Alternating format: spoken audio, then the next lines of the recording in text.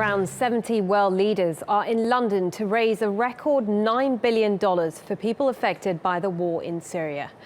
One of the reasons the appeal is so high because of underfunding of previous appeals. Less than half of the $2.9 billion pledged last year has actually been donated. And as Randolph Nogel reports, there's also added pressure because of the recent breakdown of the peace talks in Geneva.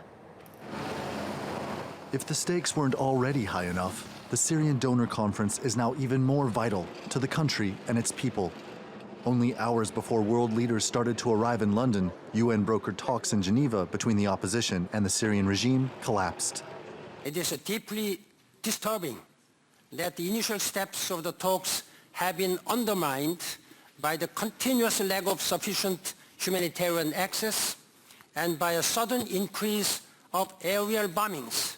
These latest political developments add even greater urgency to our efforts here today to ease the suffering of millions of Syrians, men, women, and children. The goal is to raise $9 billion in aid. Aid agencies have requested $7.7 billion. Neighboring countries want $1.3 billion to provide jobs and education to the millions of Syrian refugees they've taken in. British Prime Minister David Cameron has pledged an additional $1.75 billion from the UK. He warned that if the funding appeals aren't met, more lives will be lost and the regional refugee crisis will only worsen. We are facing a critical shortfall in life-saving aid that is fatally holding back our humanitarian efforts. And after years of conflict, we are witnessing a desperate movement of humanity. For those trapped in the fighting, the aid will make a difference if the pledges are fulfilled and if relief agencies can get passage to deliver supplies.